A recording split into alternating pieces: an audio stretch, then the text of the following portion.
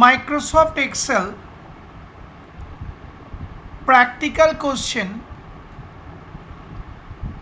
8B অর্থাৎ 8 নম্বর প্রশ্নের B part. Question পেপারটা তোমাদেরকে আমি আগেই পাঠিয়ে দিয়েছি। এই ভিডিওতে আমি দেখাবো কি করে টোটাল স্যালারি আর অ্যাভারেজ স্যালারি নির্ণয় করতে হয়। আগের ভিডিওতে আমি তোমাদের দেখিয়ে দিয়েছি গ্রস পে কিভাবে নির্ণয় করতে হবে, এসএস ট্যাক্স কিভাবে নির্ণয় করতে হবে, আর নেট পে কিভাবে নির্ণয় করতে হবে। এবার আমি টোটাল স্যালারি অর্থাৎ সমস্ত কর্মচারীদের মোট কত টাকার বেতন দেওয়া হয়েছে সেটা নির্ণয় করব। লক্ষ্য করো, প্রথমে আমি এই নেট পেগুলোকে হাইলাইট করব, আর যেখানে ফলাফলটা আসবে অর্থাৎ যে সেলে ফলাফলটা চাই আমার বা যোগফলটা চাই সেই সেলটাকেও সিলেক্ট করব। লক্ষ্য করো, এই আমি নেট পেগুলোকে হাইলাইট করলাম এবং টোটালের সেলটাকেও হাইলাইট করলাম। অর্থাৎ যে সেলগুলোর ভ্যালু তোমায় যোগ করতে হবে সেগুলোকে হাইলাইট করতে হবে, আর যে সেলে ফলাফল আসবে সেই সেলটাকেও হাইলাইট করতে হবে। এবার আমার মাউস পয়েন্টারটা খেয়াল করো, এই আমি ওপরে নিয়ে যাচ্ছি আস্তে আস্তে। লক্ষ্য করো, এই ওপরে যাচ্ছে মাউস পয়েন্টার। খেয়াল রাখো, একদম স্ক্রিনের বাঁ দিকের কোনায় তাকাও, হোম ট্যাব। এই আমি হোম ট্যাবের ওপর মাউস পয়েন্টার ঘোরাচ্ছি যাতে তোমরা দেখতে পাও এই যে হোম ট্যাব।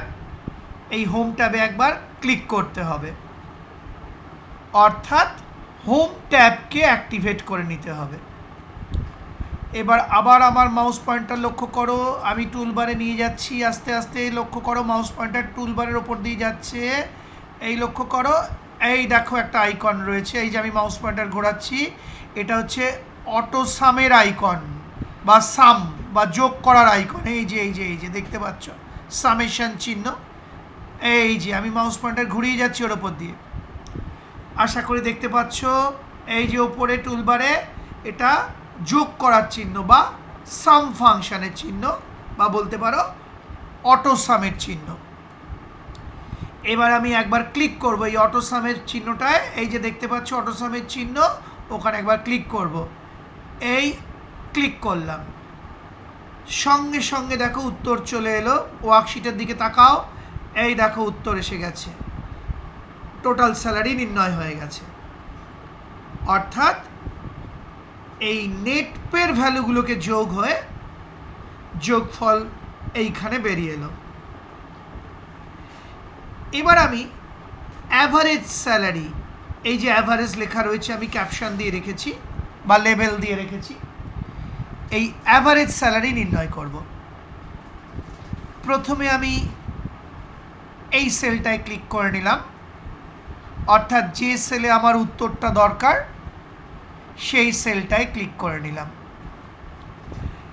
এবার আমি ইজ ইকুয়াল টু চিহ্ন টাইপ করলাম, কারণ আমি এখন একটা ফাংশন ব্যবহার করতে যাচ্ছি।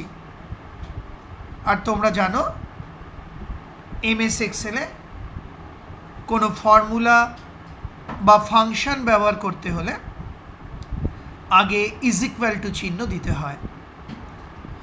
এবার আমি টাইপ করছি, দেখো AVERAGE, অর্থাৎ অ্যাভারেজ ফাংশনের নামটা টাইপ করলাম।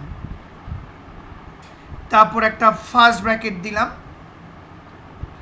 এবার আমি লিখছি, দেখো K7, অর্থাৎ এই যে নেট পেগুলো রয়েছে তার প্রথম সেলটার রেফারেন্স টাইপ করলাম এবং সেটা রয়েছে কে কলামের 7 নম্বর রোতে, অর্থাৎ K7।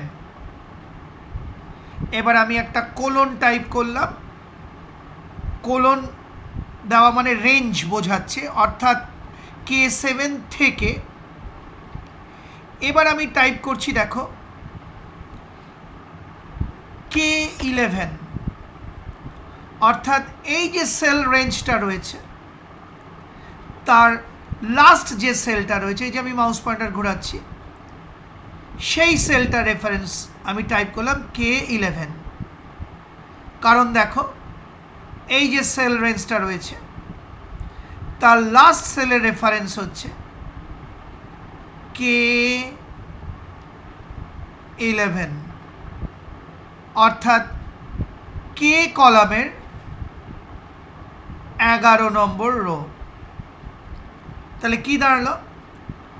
Equal to average first bracket start K7 colon K11, অর্থাৎ অ্যাভারেজ ফাংশন এবার K7 থেকে শুরু করে K11 পর্যন্ত যত সেল আছে তার ভিতরের ভ্যালুগুলোর অ্যাভারেজ বা গড় নির্ণয় করে দেবে।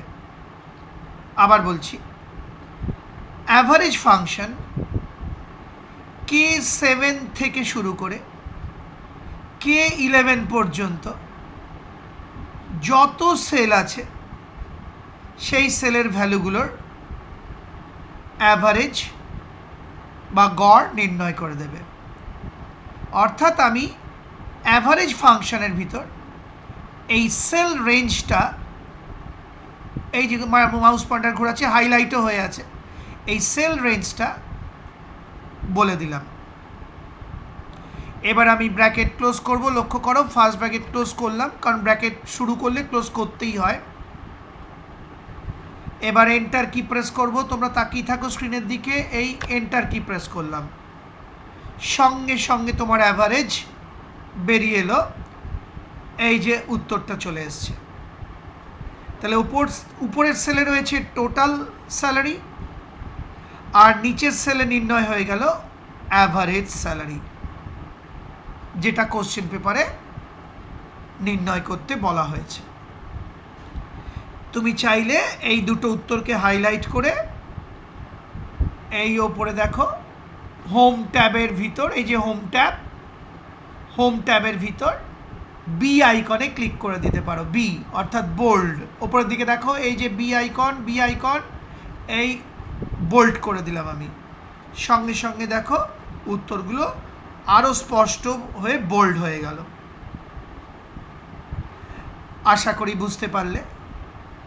সেই সঙ্গে আমার এই ভিডিওটি, অর্থাৎ প্র্যাকটিক্যাল কোশ্চেন 8B দেখিয়ে এবং বুঝিয়ে ভিডিওটি শেষ হল।